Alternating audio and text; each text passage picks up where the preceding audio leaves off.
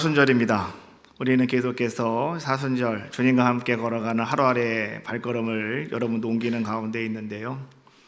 사순절이라고 하면 우리는 왠지 어두움이 찾아오는 것 같아요. 나도 주님과 함께 고난받아야 돼. 나도 그 길을 걸어가야 돼. 그런 것 때문에 왠지 모르게 침울해지고 마음이 우울해지고 괜히 여러분들도 말이죠. 힘이 쭉 빠지는 것 같은 그러한 생각이, 느낌이 찾아올 수도 있습니다. 그러나 우리가 분명히 아는 것은 뭐냐고 하면 이 사순절은 비록 고난의 길이고 힘듦의 길이지만 그러나 죽음이 기다리고 있는 그러한 길이기는 하지만 죽음 다음에 부활이 있기 때문에 우리는 그 길을 담대히 걸어갈 수가 있는 거죠. 오늘 여러분의 모든 신앙의 여정이 바로 그런 여정입니다. 내가 하루하루 걸어가는 것, 우리는 내일을 알 수가 없어서 무척이나 마음이 답답하고 힘들고 우울하지만 그러나 내 발걸음 속에는 주님이 나와 함께 해주심으로 말미암아서 이제는 하나님의 영광이 나타나게 될 것이다. 이런 확신을 분명히 알고 있다면 여러분들은 기꺼이 그 길을 힘있게 걸어갈 줄로 믿어요. 어떤 슬픔도 다 극복할 수가 있고 어떤 괴로움도 다 이겨낼 수 있는 귀한 자의 모습이 될 줄로 믿습니다. 예수님은 오늘도요, 이제는 그 십자가의 길을 걸어가시기 위해서, 고난의 길을 걸어가시기 위해서 오늘도 주님은 한 걸음을 더 나가시는 그러한 모습을 성경은 이제 우리에게 보여주고 계시죠. 오늘 2절 말씀은 이렇게 시작이 되어집니다. 엿새 후에 예수께서 베드로와 야고보와 요한을 데리시고 따로 높은 산에 올라가셨더니 그들 앞에서 변형되사라고 말씀해 주고 계셔요. 우리가 이 말씀을 가만히 바라보면서 그러면 엿새 후라고 했으니 엿새 전에는 과연 무슨 일이 있었는가를 아는 것이 아마도 우리가 먼저 필요하지 않겠나라고 생각이 들어요.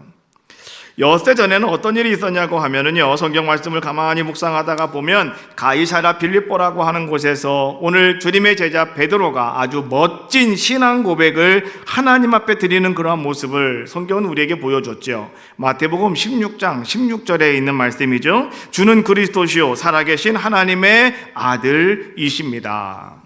이 고백이요, 정말 예수님을 감동하게 만들어 주셨어요. 이 고백 한 고백이 정말 예수님께서 박수를 칠 정도로 말이죠. 정말 야, 베드로 정말 너는 훌륭하다라고 말할 수 있는 그러한 훌륭한 신앙의 고백이었다라고 하는 것이죠. 그래서 예수님께서는 시몬아, 이제 너의 이름을 페트로스라고 하여라, 베드로라고 하여라. 다시 말하면 너는 반석이다 라고 말씀해 주고 있는 거죠. 그리고 이제 예수님이 뭐라고 말씀하셔요? 바요나 시몬아, 내가 복이 있도다 라고 말씀하시면서 천국 열쇠를 내가 너에게 주겠다라고 말씀해 주고 계시죠. 이 천국 열쇠가 어떤 건지 아시죠? 땅에서 잠그면 하늘서 잠기고 땅에서 풀면 하늘서 풀린다. 이게 천국 열쇠라는 거죠. 그러니 이게 얼마나 대단한 열쇠입니까? 그렇지 않아요? 어찌 보면 만능 열쇠일 수도 있는 거죠. 오늘 베드로에게 오늘 주님께서는 이런 천국 열쇠를 준다라고 말씀하시면서 베드로를 그렇게 오늘 주님은 칭찬해 주고 계셔요. 그리고 나서 주님께서는 이제 처음으로 그 제자들에게 예수님의 죽음과 그리고 고난과 죽음 그리고 부활에 대해서 말씀하시죠. 이것을 갖다가 우리가 예수님의 순환 예고라고 이렇게 이야기합니다. 예수님이 십자가 지시기 전까지 주님은 두 번에 걸쳐서 나는 이제 고난을 당할 것이고 나는 이제 십자가에 죽을 것이고 다시 나는 살아나게 될 것이다 라고 하는 것을 두 번에 걸쳐서 주님은 미리 제자들에게 이야기를 하셔요. 그 이야기를 딱 듣는 순간에 베드로가 가만히 있을 수가 없었어요. 왜요? 지금 예수님께 큰 칭찬을 받았잖아요. 그래서 베드로가 내가 여기서 가만히 있으면 안 되지, 내가 나서야 되겠지, 아마도 이런 생각을 했던 것 같아요. 그래서 베드로가 딱 나서가지고 예수님, 그런 일은 절대 없을 것입니다 라고 말하면서 성경은 그 이야기를 그렇게 말하죠. 베드로가 항변하였다 라고 이렇게 이야기합니다. 오늘 베드로는요, 이렇게 하면 예수님이 자기를 더 칭찬해 줄 줄 알았어요. 예수님이 야, 그래 베드로 너밖에 없다 라고 말하면서 그냥 가서 끌어안아주면서 말이죠, 다른 제자들에게 좀 베드로 좀 보라고 말이지, 베드로 좀 본받으라고. 베드로는 그렇게 할 줄 알았는데, 아니 근데 예수님의 반응은 전혀 달랐습니다. 예수님이 뭐라고 말씀하셔요? 마태복음 16장 23절 말씀해 보니까 그 베드로를 향해서 예수님은 힘차게 외치셨어요. 사탄아! 베드로가 갑자기 순간에 사탄으로 바뀌어버리고 말았죠. 지금까지 자기가 받았던 모든 칭찬이 그냥 물거품처럼 사라져버리고 말았어요. 그리고 이제는 정말 들어도 듣고 싶지 않은 사탄으로 오늘 베드로가 바뀌어져 버리고 마는 그러한 모습이었다라고 하는 것이죠. 그렇게 주님은 베드로를 책망하신 이후에 이제는 제자들을 다 자리에 앉히셨습니다. 그리고 아주 조용하게 주님은 제자들에게 제자의 길이 무엇인지, 제자들의 자세가 어떤 것인가에 대해서 예수님께서는 말씀해 주셨죠. 그것이 여러분 마태복음 16장 24절에 있는 말씀이에요. 누구든지 나를 따라오려거든 자기를 부인하고 자기 십자가를 지고 나를 따를 것이니라. 이거 우리 지난주에 함께 말씀 나눈 거죠. 그래서 지난주에 말씀의 제목이 나도 이 길을 가야 한다. 지난주 말씀 제목이었죠. 나도 이 길을 가야 된다. 오늘 여러분들도요, 조용하게 말씀하신 예수님의 말씀을 듣고 여러분들도 나도 그 길을 걸어가야 되는 거죠. 이것이 십자가의 길이고 이것이 사순절을 걸어가는 우리들의 모습이고 이것이 믿음의 여정 속에 우리가 가야 될 길이다라고 하는 것이죠. 자, 그런데요, 이제 우리가 다시 한번 말씀을 보면 이 마가복음 9장 2절에 있는 말씀, 요 말씀은요 참 많은 논란거리를 가지고 있어요. 첫 번째, 자 다시 한번 제가 읽어볼게요. 엿새 후에 예수께서 베드로와 야고보와 요한을 데리시고 따로 높은 산에 올라가셨더니, 자 요까지가 이제 똑같은 말씀으로 같이 이제 공간 복음에 나오는데요. 마태복음, 마가복음, 누가복음, 이게 공간 복음인데 여기는 이 말씀이 거의 비슷비슷하다 이런 얘기예요.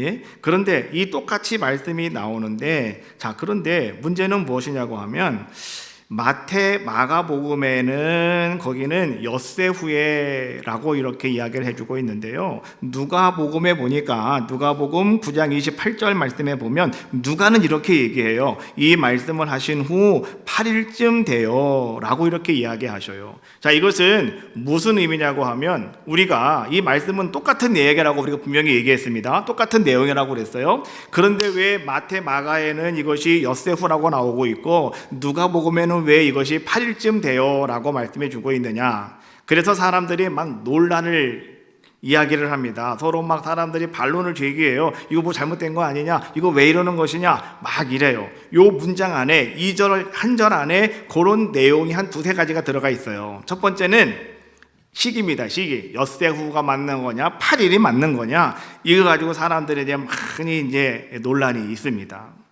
자, 근데 우리는요 이 말씀을 가만히 묵상하면서 여러분들이 한 가지 기억하실 것은 뭐냐고 하면 바로 그거예요. 자, 마태와 마가는 태생이 이 사람들은 유대인들이고요. 그 다음에 누가복음은 누가가 기록을 했는데 누가가 누구예요? 누가는 여러분 유대인이에요? 헬라인이에요?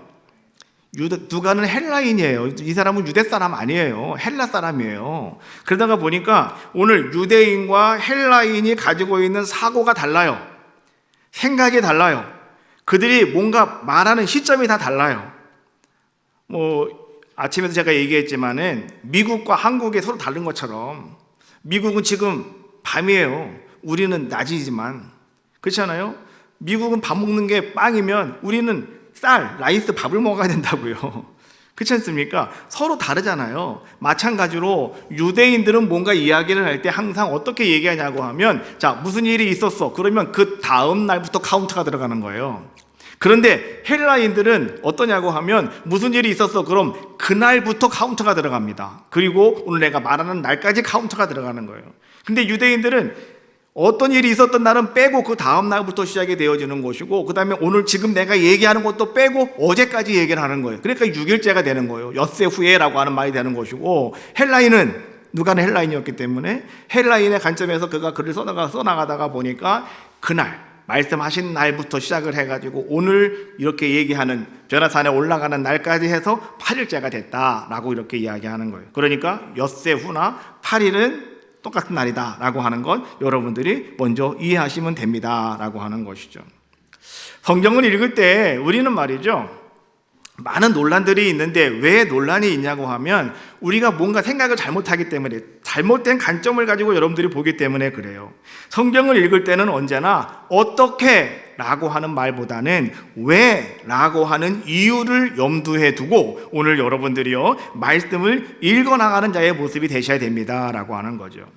또 한 가지 문제가 뭐냐고 하면, 자, 오늘 예수님께서 엿새 후에 제자들을 데리고 따로 높은 산에 올라가셨다라고 말씀하셔요. 높은 산이라고 하면 그냥 우리는 그냥 그래 산에 올라가셨는가 보지 뭐 이러면 되는데요. 또 사람들이 여기서 논란이 생겼습니다. 그 산이 어떤 산이냐 이런 얘기예요. 어떤 산이냐 그 산이. 여러분 궁금하세요? 안 궁금하세요? 예? 궁금하세요? 안 궁금하세요? 예수님이 따로 높은 산에 올라가셨다는데 그 올라가신 그 산이 어떤 산이냐 이게 또 중요한 거예요 지금. 그래서 사람들이 말이죠, 그 산은 이 산일 것이다, 그 산은 이 산일 것이다, 그 산은 이 산일 것이다, 막 사람들이 막 그거 가지고 서로 막 또 시비가 붙는 거예요. 그런데요 오늘 여러분 잘 보세요. 우리에게 중요한 것은 어떤 산이 중요한 게 아닙니다. 오늘 성경이 우리에게 말하고 있는 것은 예수님께서 왜 산에 올라가셨느냐, 이게 중요하다는 거예요. 우리가 신앙생활 하면서, 여러분 교회 생활 하시면서 어떤 분들은요 어떻게와 왜 이거를 잘 여러분들이 구분을 못 하시고 신앙생활 하시면 항상 여러분 거기서 분쟁이 생겨요. 간단하게 예를 들면 그거예요. 아니 저분이 더워 죽겠는데 왜 잠바떼기를 거치고 나왔어? 이런 거. 보기 안 좋다는 거죠. 더워 죽겠는데 왜 잠바를 입고 나왔어? 교회 나오는데. 이런 말 할 수 있어요 없어요? 할 수 있잖아요. 그렇지 않습니까? 근데 그렇게 말하는 게 아니라 저분이 왜 잠바를 입고 왔을까? 그러면 이해가 되는 거죠. 아픈가 보다, 몸이 안 좋은가 보다, 이런 거 우리가 이해할 수가 있잖아요. 근데 그렇지 않고 어떻게 그러면 그때부터 문제가 생기는 거예요. 어떻게 성스러운 성전 안에 저렇게 이상한 옷을 입고 나와 막 이러는 거잖아요. 그러니까 어떻게와 왜의 차이가 바로 그런 거라는 거예요. 성경을 읽을 때도 마찬가지예요. 어떤 산이 중요한 게 아니라 왜 산에 올라가셨을까가 중요한 거예요. 예수님께서는요 이 사건을 가지고 지금 우리에게 무엇을 말씀하고 계시려고 하는가, 이게 중요한 거죠. 그래서 오늘 마가도 그렇고 마태도 그렇고 누가도 그렇고 그 산이 어떤 산이라고 말하지 않는 거예요. 왜? 산은 중요한 게 아니니까. 거기서 어떤 일이 있었는가가 중요한 거죠. 사람들은 참 재밌어요. 그러다가 보니까 어떤 산이냐 자꾸 계속 물어보니까 말했죠. 뭐라고 그랬어요? 그 산 이름을 변화산 이렇게 얘기했어요. 변화산은요 그 산 이름이 아니에요. 그냥 만들어 놓은 거예요. 거기서 예수님이 변화가 되셨다라고 하니까 여기는 변화산 이렇게 그냥 이름을 만들어 버리고 만 거예요. 하도 이렇게 분란이 많으니까. 근데 그 사실은 중요한 건 절대 아니다라고 하는 거죠. 그러면 왜 오늘 예수님께서는 산으로 올라가셨을까? 생의 위기를 한번 피해 보시려고 주님께서 산에 올라가셨을까? 아주 유명한 성서 주예가 윌리엄 바클이라고 하는 사람이 있는데요. 이분 상당히 아주 유명하신 분이에요. 목사님들은 다 바클리 주석책 없으면 이 목사가 아니다라고 말할 정도로 아주 그분 이 주석책을 다 보거든요. 근데 그분은 이렇게 해석을 하고 있어요. 예수님은 하나님의 음성을 듣기 위해서 헬몬산을 오르셨다. 예수님의 질문은 내가 무엇을 하기를 원하는가가 아니라 하나님은 내가 무엇을 하기를 원하실까였다. 예수님은 산에 왜 오르셨다고요? 하나님께 묻기 위하여, 그리고 하나님의 음성을 듣기 위하여. 내가 가는 이 길, 내가 어떻게 가야 되는 겁니까? 내가 어떻게 마음가짐 가져야 되는 겁니까? 이제 앞으로 조금만 있으면 큰 고통이 찾아오는데 내가 어떻게 피해가야 될까요? 이거 알아보려고 간 것이 아니라 하나님이 과연 원하시는 것은 뭡니까? 그것을 구하기 위해서 예수님께서는 산 위에 올라가셨다라고 말씀해 주고 있는 거예요. 오늘 바클리는요, 왜 헬몬산이라고 얘기하고 있냐고 하면 가이사랴 빌립보가 있는 곳이 바로 헬몬산 이쪽 중턱이었거든요. 그러다 보니까 지금 그쪽에 계시잖아요, 예수님께서. 그러다 보니 그곳에서 가장 높은 산, 이스라엘에서 가장 높은 산이 어떤 산인지 아세요? 한국의 가장 높은 산은 어디예요? 한국의 가장 높은 산은 어디예요? 한국 분들이 다 아니시라 모르시죠? 예. 어디예요? 백두산. 그거 뭐 이렇게 고민을 하십니까? 한국의 가장 높은 산은 백두산이잖아요. 그렇잖아요? 마찬가지로 예, 이스라엘에서 가장 높은 산은 어떤 산인지 아세요? 헬몬산이에요. 헬몬산. 그래서 헬몬의 이슬같이 예, 거기서 물이 흘러내려와 가지고요. 이것이 갈릴리 바다로 흘러내려와서 그다음에 이것들이 다 사이로 흘러가는 거 아니겠습니까? 예? 그러니까 이 헬몬산이 가장 높은 산이라고. 그러니까 여기 성경에 보니까 따로 높은 산에 올라가셨다. 높은 산. 그 중에서 가장 높은 산이 어디예요? 헬몬산이잖아요. 그러다가 보니까 바클리는 그냥 성서학자 바클리는 그 산을 헬몬산 이렇게 그냥 지정을 해주면서 오늘 그는 하나님의 음성을 듣기 위해서 올라갔다라고 이야기해주고 계시는 거죠.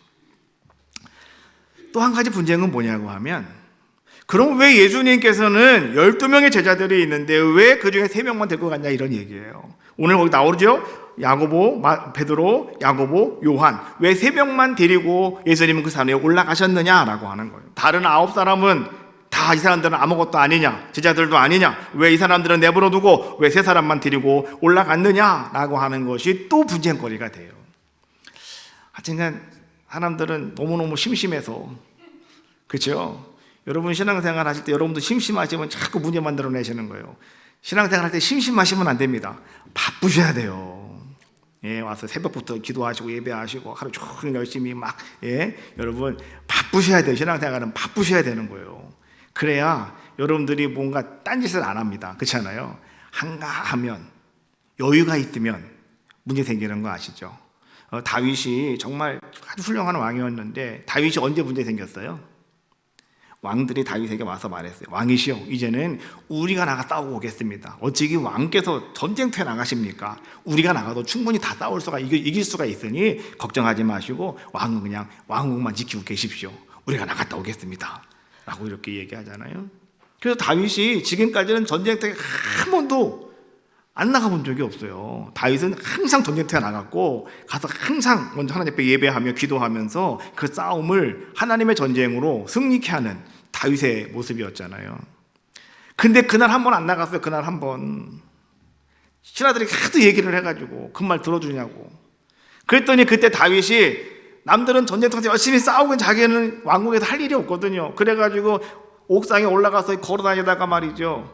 예? 한가해서 잠 시컷 자고 일어나가지고 아이고 뻐근하다 하고서 일하다가 하품하다가 저기 보니까 어떤 여인이 거기서 목욕하고 있는 거에 눈에 들어오게 되는 것이고, 그래서 문제가 발생하게 되잖아요. 그래서 한가하면 절대로 안 된다. 열심히 여러분 바쁘게 신앙생활 하셔야 됩니다. 믿음 생활도 바쁘게 하셔야 돼요. 기도 하루 내가 성전에 올라가서 1시간 기도하겠다라고 딱 정해놓으시면 여러분 하루가 바빠지는 거 아시죠? 1시간 기도하는데 하루가 다 바빠요. 그냥 하루가 다 바빠요. 정말 그렇더라고요. 내가 가만히 보니까. 저는 3시에 기도하는 그 시간을 딱 맞추다가 보니까 새벽부터 움직여 하여튼간 그 시간 때문에. 어디 갔다 올 일이 있으면은요, 새벽부터는 갔다 와야 돼요. 3시까지 와야 되니까.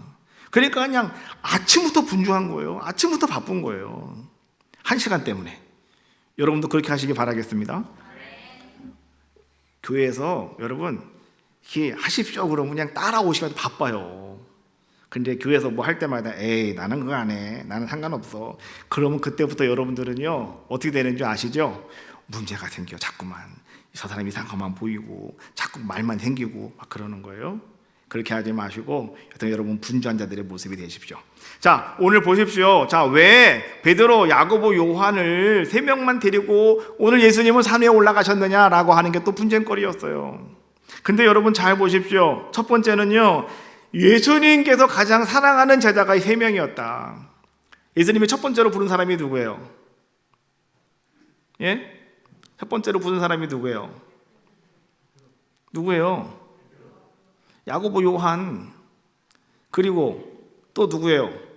베드로, 안드레, 야고보, 요한이잖아요. 그렇지 않습니까? 그러니까 처음번에 우리가 불렀을 때 베드로를 먼저 불렀다, 아니면은 요한을 먼저 불렀다, 뭐 이렇게 얘기하는데 야고보 형제를 먼저 불렀는지 베드로 형제를 먼저 불렀는지 여하튼간에 우리는 그거는 이제 순간적인 차이기 때문에 마태복음에 보면 베드로 먼저 불렀다고 그러는데 또 저쪽에 보면 또 안드레부터 불렀다고 그런 얘기도 나오니까. 근데요, 여하튼간에 중요한 것은 뭐냐고 하면 예수님이 처음으로 불렀던 사람들이에요. 그 사람들은 안드레만 빠졌죠 여기서 지금. 그렇죠? 베드로, 안드레, 야고보, 요한인데 안드레만 빠졌다고요. 그리고 누구예요? 베드로, 야고보, 요한. 이 야고보, 요한 두 형제는요, 여하튼간에 뭐 예수님께 사랑을 많이 받는 자들의 모습이었죠. 그래서 나중에는 내가 우편이냐 좌편이냐 이거 가지고 막 싸웠던 사람이 야고보, 요한 아니겠습니까? 그렇잖아요. 자, 이런 모습들이죠. 그러다가 보니까 이들은 아마도 예수님께 가장 사랑받는 자들이었기 때문에 특별한 어떤 장소에 그들을 데려가셨다라고 이렇게 우리가 말할 수가 있고요. 두 번째 말할 수 있는 것이 뭐냐고 하면 아마 그들에게 어떤 특별한 사명이 있지 않았을까라고 하는 거죠.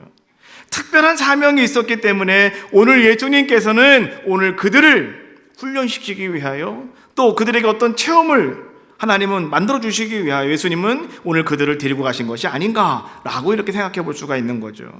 맞습니다. 오늘 그들에겐 특별한 사명이 있는 사람들의 모습이었어요. 베드로, 예수님의 첫 번째 제자, 우리는 수제자자라고 이렇게 얘기하잖아요. 비록 그가 예수님을 3번씩이나 부인한 자의 모습이었지만 철저하게 회개하고요, 그는 예루살렘 교회의 수장이 되어지는, 초대교회에 정말 이 모든 그리스도인들을 이끌어갈 수 있는 훌륭한 자의 모습이 되어지고요. 그 다음에 여러분, 야고보는 어떤 자의 모습이었습니까? 예수님의 제자 중에서 예루살렘에서 최초로 순교자의 반열에 들어간 사람이 야고보였고요. 그리고 요한은 어떤 사람의 모습이었습니까? 예수님이 십자가에 돌아가실 때 다 도망갔는데 오직 십자가 앞에 서 있던 제자는 요한 한 사람이었다.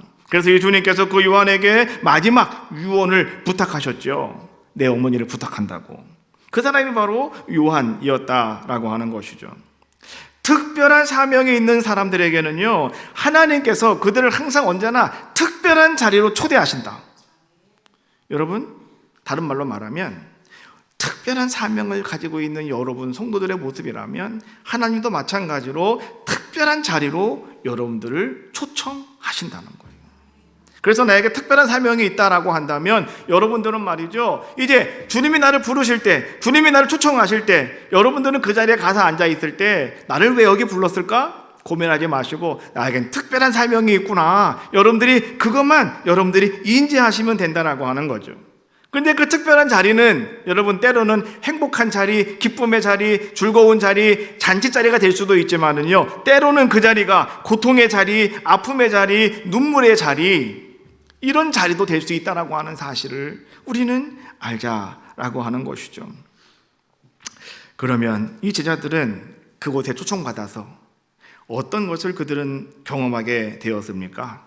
거기서 그들은 모세와 엘리야를 보게 되었고, 그리고 예수님과 함께 대화하는 모습을 그들은 거기서 체험하는 자들의 모습이었다라고 성경은 말씀해 주고 계시는 거죠.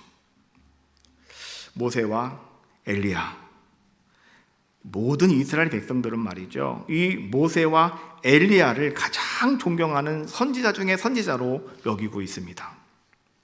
모세는 선지자 중에 가장 처음으로, 엘리야는 선지자 중에 가장 마지막으로, 그들은 하늘로 들려 올라간 사람, 이렇게 이야기를 합니다.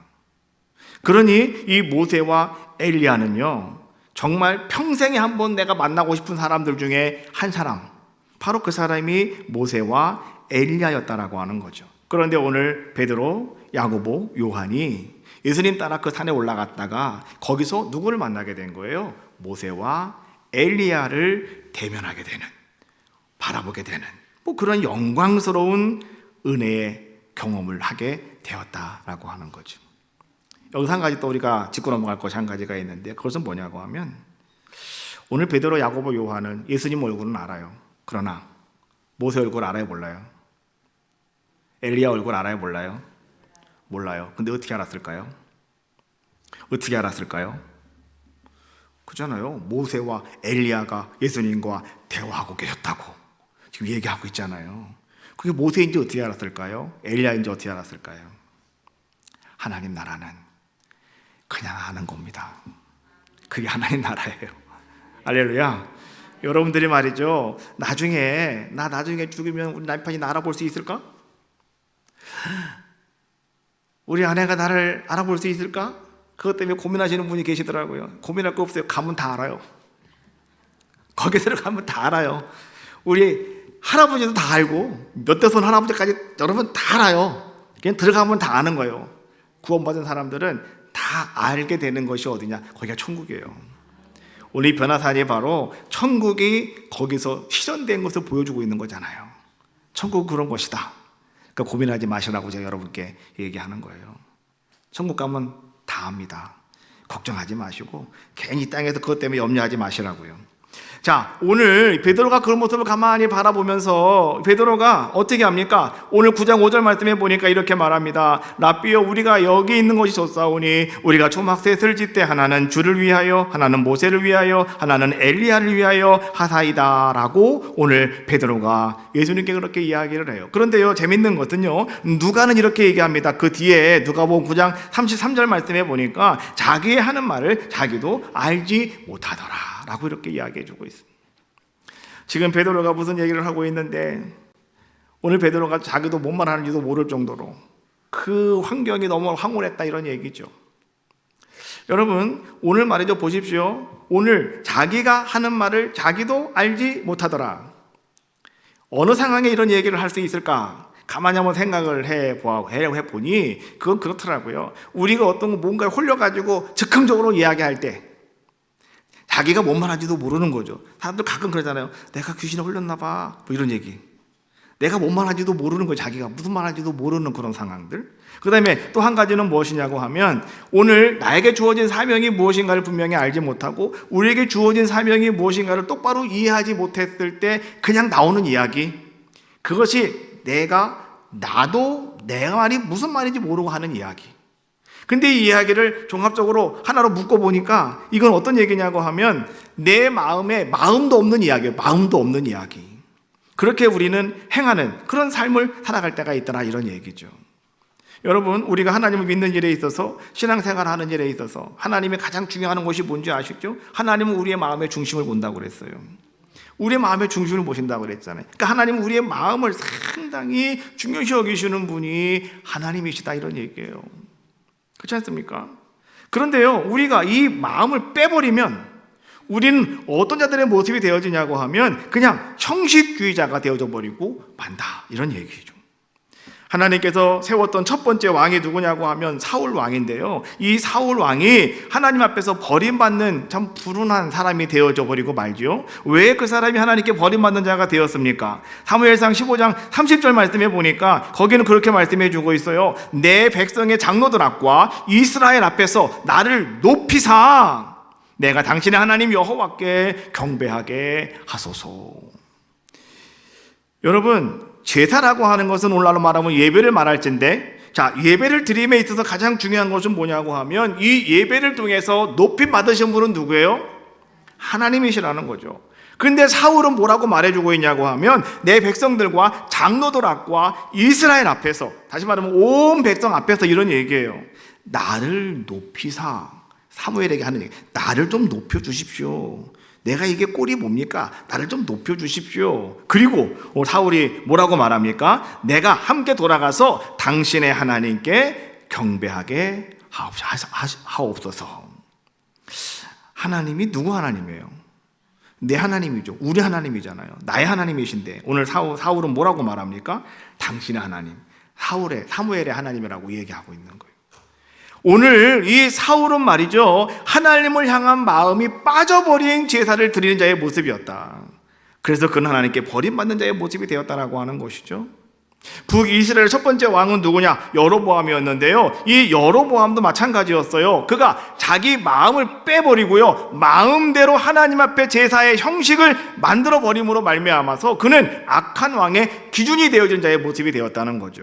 봅시다. 열왕기상 12장 27절부터 쭉 보면 그런 말이 나와요. 여호와의 성전에 제사 드리고자 하며 너희가 올라가면, 다시 말하면 예루살렘의 성전에 이제 예배드리러 이스라엘 백성이 가야 되는데, 너희가 올라가면 너희들의 마음이 혹 르호보암에게, 다시 말하면 유다의 왕에게 마음을 뺏기면 어떻게 해? 이런 마음이 생겨서 어떻게 했다는 겁니까? 여로보암이 금송아지 2개를 만들어 가지고요, 하나는 베델에, 하나는 단에 갖다 놓고 뭐라고 말합니까? 이제는 예루살렘 성전에 가지 말고 여기서 이들에게, 이 금송아지에게 절하고 예배를 드리라고 오늘 여로보암이 이야기했다라고 하는 것이죠.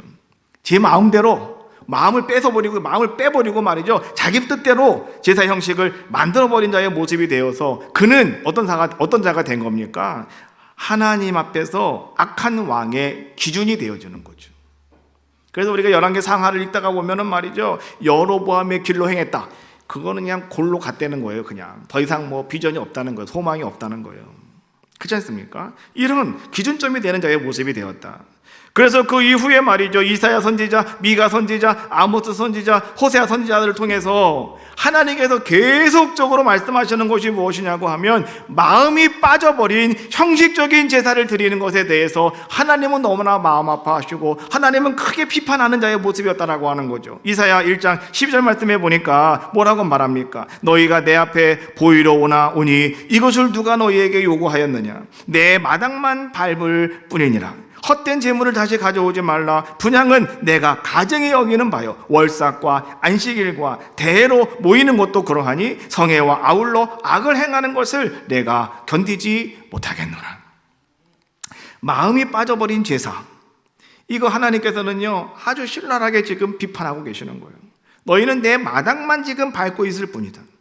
너희가 가지고 온 헛된 재물들 나에게 분향하지도 말아라. 가증한 것들이다.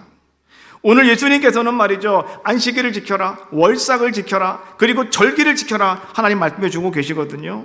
그래서 여러분, 안식일 우리가 열심히 지키는 것이고, 월삭 매월 첫 번째 날 우리가 월삭을 지키는 것이고, 그다음에 절기 하나님께서 정해놓으신 그날 우리가 절기 예배를 드리는데, 이날은 하나님께서 뭐라고 말씀하십니까? 주일은 복된 날이고 거룩한 날이고 하나님 복 주신 날이라고 그랬잖아요. 안식일도 마찬가지예요. 하나님께서 그날 하나님께서 하늘문을 여시고 축복하시는 날입니다. 또 여러분, 절기도 마찬가지예요. 하나님이 큰 은혜를 내려주시는 놀라운 날이라고 말씀해 주고 있잖아요. 그런데 오늘 이들이 와서 절기와 그 다음에 월삭과 그 다음에 안식일 예배를 드리는데 하나님 마음이 편치가 않다는 거예요. 왜? 예배를 드리니 내가 복은 줘야 되겠는데 줄 복이 없다는 거죠. 너무 마음이 아프다, 내가 견딜 수가 없다 라고 하나님은 선지자를 통해서 그렇게 말씀해 주고 계시는 거예요. 뭐 때문에? 마음이 빠져나간 제사였기 때문에 그렇다라고 하는 거죠. 에스라와 느헤미야도 마찬가지였습니다. 이스라엘 백성이 바벨론 포로에서 돌아왔지 않습니까? 그래서 처음에 돌아와서는 그들이 정말 열심으로 신실함으로 하나님 앞에 정말로 하나님만을 바라본 자들의 모습이었는데요, 조금 가다가 보니까 그들이 또 어떤 자들의 모습이었냐고 하면 그들이 다시 전과 같이 돌아가는 자들의 모습이었다. 마음이 빠져나간 하나님 앞에 안식일을 드리는 자들의 모습이었다라고 하는 거죠. 그래서 이렇게 말합니다. 느헤미야 13장 18절 말씀해 보니까 너희 조상들이 이같이 행하지 아니하였느냐? 그래서 우리 하나님이 이 모든 재앙을 우리와 이 성읍에 내리신 것이 아니냐? 그럼에도 불구하고 너희가 안식일을 범하여 진노가 이스라엘에게 더욱 심하게 임하도록 하는도다 하고, 우리가 왜 망했는지, 우리가 왜 바벨론의 포로가 되었는지 너 잊어버렸느냐라고 하는 거죠. 그거 우리가 마음 빠진 상태로 형식적인 안식일을 지켰기 때문에 하나님이 우리에게 그런 힘든 가정을 지나가도록 만들어 주셨는데 왜 너희가 또 그거 잃어버리고 왜 너희가 이 안식일을 범하느냐고 이야기해 주고 있는 거예요. 안식일을 범하는 거? 와서 앉았긴 했는데요, 마음이 빠져나가 버리고 말았다. 그래서 마음은 딴 데가 있더라는 거죠. 하나님은 이것을 아주 신랄하게 비판하고 있는 거예요. 또 여러분, 구약의 마지막 선지자가 누굽니까? 말라기 선지자인데요, 말라기 선지자도요 한층 더 강하게 그는 뭐를 말하냐고 하면 마음이 빠진 형식적인 제사를 아주 강하게 비판하는 그런 모습을 우리에게 보여주고 있죠. 말라기 1장 8절 말씀해 보니까 만군의 여호와가 이르노라, 너희가 눈먼 희생을 바치는 것이 어찌 악하지 아니하며 저는 것 병든 것을 드리는 것이 어찌 악하지 아니하냐? 이제 그것을 너희 총독에게 드려보라. 그가 너를 기뻐하겠으며 너를 받아 주겠느냐? 하나님 앞에 나와서 그들이 예배를 드림에 있어서 말이죠, 마음이 빠져버리니 어떻다는 겁니까? 형식적으로만 하고 있더라 이런 얘기예요. 저는 거, 그 다음에 병든 거, 그 다음에 눈먼 것, 이런 것들을 갖다 하나님께 드리면서 하나님 받으세요, 하나님 받으세요 라고 하는 그런 자들의 모습이었다라고 하는 거죠. 그래서 말라기는 뭐라고 말합니까? 형식주의에 빠져서 진실된 내용과 마음은 없이 오늘 너희가 제사를 드리고 있고, 또 모든 이스라엘 백성들은 11조를 제대로 하지 않으며 하나님의 집에 양식이 있게 할 책무를 저버렸다. 오늘 말라기가 이제 그 얘기를 하고 있는 거죠. 우리가 말라기에 그러면 11조 얘기를 많이 하시는데요, 11조가 뭔가를 여러분 정확하게 아셔야 돼요. 11조는 뭐냐? 성경에 우리가 그렇게 말하고 있죠. 말라기 3장 10절, 만군의 여호와가 이르노라 너희의 온전한 11조를 창고에 들여, 그 다음에요, 나의 집에 양식이 있게 하고, 나의 집에 양식을 있게 하고, 양식이 있게 하고, 이게 11조라는 거예요. 여러분, 왜 이스라엘 백성들이 하나님 앞에 나와서 예배 드릴 수가 없었느냐? 성전에 아무것도 없어가지고 제사장들이 다 도망가 버리고 말았어요. 그래서 말라기는 그거 외치는 거예요. 주의 집에 양식이 있게 해라. 그래서 제사장들이 다시 그 일을 감당할 수 있도록 만들어라. 그래야 하나님이 어떻게 하신다는 거예요? 우리 제사를 받아주신다. 그래야 하나님이 우리에게 복을 주신다. 이 얘기하고 있는 거죠. 그래서 여러분, 온전한 11조를 창고에 드림으로 말미암아 나의 집이 양식이 있게 하여라. 이게 뭐라는 겁니까? 이게 오늘 이스라엘 백성들이 가져야 될 책무요, 의무였다라고 하는 거죠. 근데 그것을 이스라엘 백성이 저버림으로 말미암아서 어떻게 되었다는 겁니까? 하나님은 그 이후로 400년 동안 말도 하지 않는 거죠. 침묵하시는 거죠. 400년의 긴 시간이 침묵이 이어져 가는 그러한 모습을 성경은 우리에게 보여주고 있는 거죠. 마음이 빠지면 아무것도 아니다. 오늘 여러분 마찬가지입니다. 마음의 중심이 하나님께로만 향해 있으셔야 돼요. 이거 놓쳐버리면 우리는 내가 무슨 말 하는지도 모를 정도로 우리는 그냥 횡설수설할 수밖에 없는 자들의 모습이 되어진다라고 하는 거죠. 다시 본문 넘어오면, 자, 이제 9장 7절 말씀에 그런 말씀이 나오죠. 자, 이런 일이 있은 이후에 마침 구름이 와서 그들을 덮으며 구름 속에 소리가 나되 이는 내 사랑하는 아들이니 너희는 그의 말을 들으라. 그래서 그들은 말이죠, 막 두렵기도 하고 떨리기도 하고 하면서 말이죠, 어떻게 합니까? 8절 말씀해 보니까 그 말을 듣고 문득 둘러보니 아무도 보이지 않고 오직 예수와 자기들 뿐이었더라. 모세와 엘리야가 어디론가 사라져 버리고, 지금까지 분명 그 앞에 있었단 말이에요. 그래서 정말 자기들은 내가 뭔 말 하는지도 모르고 막 횡설수설한 자들의 모습이었는데, 그런데 하늘로부터 큰 음성소리가 들리고 나서 다시 정신 차리고 봤더니 엘리야와 모세는 사라져버리고 예수님과 자기들 뿐이더라는 거예요. 그런데 여러분, 여기서 예수님만을 강조하면서 거기 뭐라고 기록이 되냐고 하면 오직 예수와 라고 말씀하죠. 오직 예수와. 마태복음, 누가복음에는 오직 예수밖에 보이지 않더라 라고 말씀해 주고 있어요. 근데 마가복음에는요, 예수와 자기들 뿐이었더라 라고 이렇게 말씀해 주고 있어요. 제가 오늘 마가복음에 있는 말씀을 가만히 묵상하면서 제가 여러분께 이 말을 나누려고 하는 말씀의 메시지는, 결론은 이런 거예요. 여러분, 왜 오늘 베드로, 야고보, 요한의 눈에는 오직 예수님과 자기들밖에 보이지 않았을까? 그 샤찰란한 예수님이 변화가 되어지시고 정말 천국을 맛봤던 그런 제자들에게 이제 하늘로부터 음성이 들린 이후에 다시 쳐다보니 다 사라져버리고 옛날 모습 그대로 돌아왔는데, 오늘 자기 눈에 보이는 것은 오직 예수님만 보이고, 그리고 자기들의 모습만, 허름한 모습만 보여지더라 라고 하는 것이죠. 왜 예수님만 보였을까? 여러분, 이제 예수님께서는 십자가를 지시고 예루살렘에 올라가셔야 했기 때문에 예수님은 그 자리를 지키고 계시는 것이고, 그리고 그 제자들은 예수님의 뒤를 따라가야 하는 제자들이었기 때문에, 그래서 그 자리에는 오직 예수님과 그 제자들만 다시금 남아있게 되었다 라고 하는 말씀이에요. 여러분, 기억합시다. 우리가 하나님의 은혜를 충만하게 받고 성령의 놀라운 역사를 여러분들이 경험하고 큰 하나님의 충만하신 하나님의 행하심 속에서 여러분들이 황홀감을 가지고 나도 이제 무엇이든지 할 수 있습니다, 예, 나도요 다 감당할 수 있습니다. 여러분 고백했다 하더라도 어느 날 다시 여러분들이 정신 차리고 눈을 떠보면 세상은 원래 그대로라는 거죠. 바뀐 게 아무것도 없어요. 그런데 우리에게 반드시 봐야 될 것이 한 가지가 있다는 거예요. 그것은 뭐냐고 하면 그 자리에 오직 예수님은 계시다는 거예요. 그 예수님 바라보시라는 거예요. 그리고 또 바라보셔야 돼요. 뭘 바라보셔야 됩니까? 자기 자신도 볼 줄 아는 눈이 있으셔야 돼요. 예수님만 보시고 자기 자신을 못 보시는 분들은 또 문제가 생겨요. 예수님 보셔야 돼요. 그리고 그 자리에서 이제 주님이 가시는 그 길을 나도 따라가겠습니다. 결단하실 수 있는 여러분들의 모습이 되어야 할 줄로 믿습니다.